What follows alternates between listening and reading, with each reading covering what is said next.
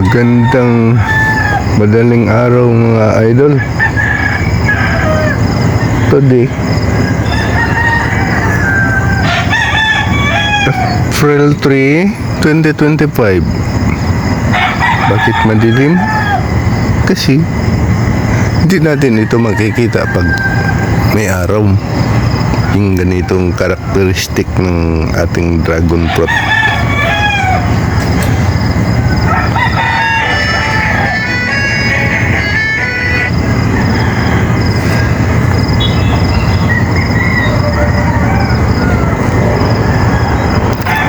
Tara!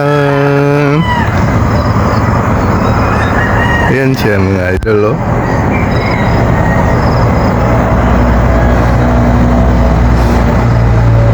Parang aswang ito si dragon fruit.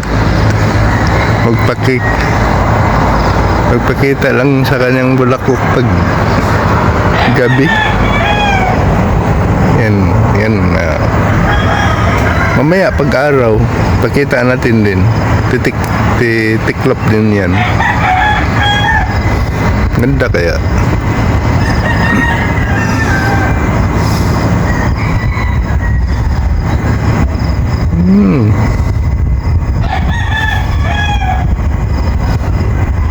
Tingnan niyo mga lods.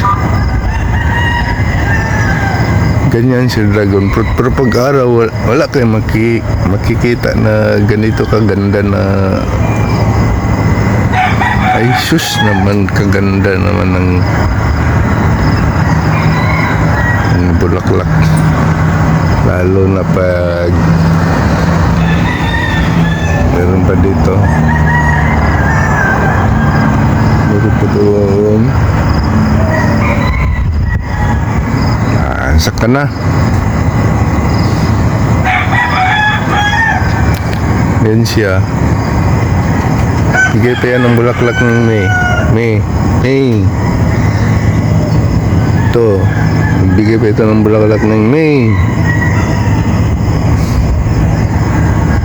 At saka yan.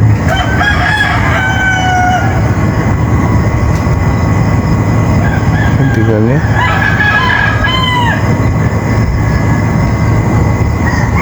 Pakita ko lang dito na ganito ang kaugalian ng dragon fruit.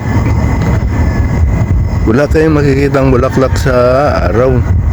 Titiklop yan pag-araw, pag may araw.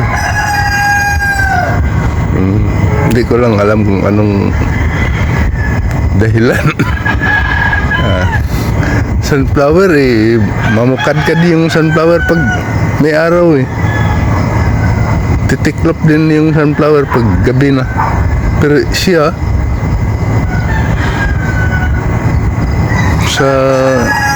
sa gabi siya bubuka.